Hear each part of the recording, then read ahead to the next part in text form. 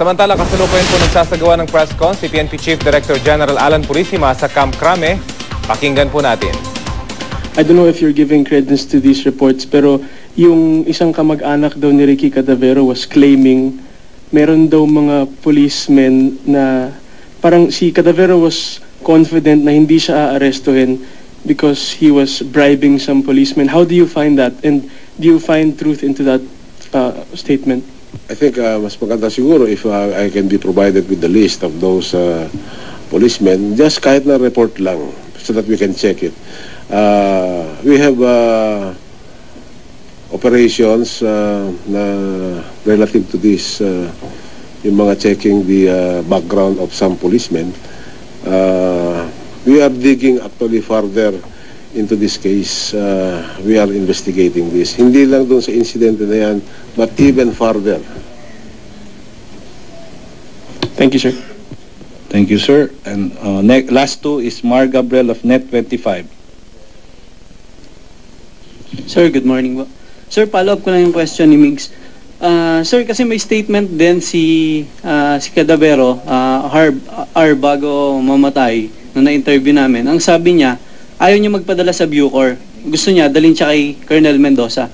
Sir, inaalam niyo rin ba kung gaano siya kalapit kay Colonel Mendoza? Parang kumpiyansa sila. That is part of the investigation actually. Bakit gusto niya kay Colonel Mendoza? There should be a reason. Sir, yung pagkamatay ni Cadavero at ni Kulot, gaano itinuturing nakawalan ng PNP? Baka may mga masabi pa silang nasa likod. Actually, malaking nawala sa PNP yung opportunity to know some information. Yun yung link nila sa law enforcement maybe, or link to other people. Kasi parang ang dating niya is he knows too much. Kaya gano'n na nangyari sa kanya is that the way has been treated. So this is all part of investigation.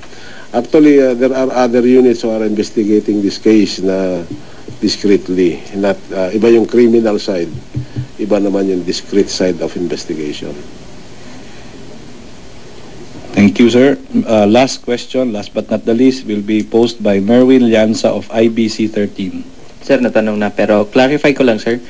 Nakikita natin, sinabi ba natin, sir, na parang doon pa lang sa pag-transport sa Laguna, sir, imbis na sa Bucor, nakikita na natin na may mali.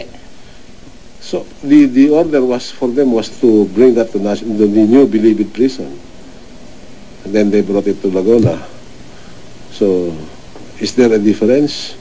Meron siguro, kasi Laguna is not new Bilibid prison. Sir, ano yung dahilan kung bakit daw dinala doon sa inyo? It is part of the what we would like to know. Sir, pwede ba daw magpahabol si Cecil? Yes. Sir, pa-expound lang nung proposal natin, although nasa drawing board pa lang, yung PNP will be running the PNPA, yun ba yung nasa proposal natin? And who will be parang unit ng PNP na mag-handle doon? Siguro ang unit ng PNP, we will create a PNPA unit with the superintendent, with the commandant, with the tactical officers, with the administrative officers na kasama. So actually, it should be run by policemen because yung pong pagpupulis ay nakukuha po mostly sa experiences ng mga nakaranas na magiging pulis. Most of the doctrines na nakikita natin sa ngayon medyo bago na, lalo na with the advent of the telecommunications.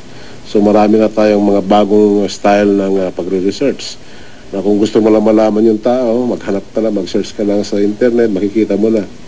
Because I have experienced that.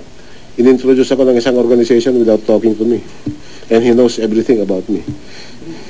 So we can also do that sa policing. So maraming mga aspeto na dapat nating pagtuunan ng pansin ngayon na dati mano-mano tayo. In verification ng mga licenses, through the internet you can verify it right now. So it's better na pulis din na magtuturo sa ating mga kapulisan so that they will know how to police. Thank you, sir. So on that note, that ends our press con. Can we please settle down for a moment and allow our panel to leave ahead of us? At yan po ang pulong balitaan sa Camp Crame sa pangunguna mismo ni PNP Chief Director General Alan Purisima tungkol sa iba't ibang issue sa PNP. Kabilang narito yung pagkakapatay sa umano'y leader ng Ozamis Robbery Hold-Up Group. Aminado si Purisima na malaki ang kawalan ng PNP sa pagkamatay ng naturang suspect na suspect din sa pagkakaroon o pag-perpetrate ng iba't ibang hold-up at robbery incidents sa Metro Manila at mga karatig lalawigan. Magsasagawa umano ng PNP ng malawakang investigasyon at isa sa kanilang mga imbestigahan ang sarili nilang mga tauhan.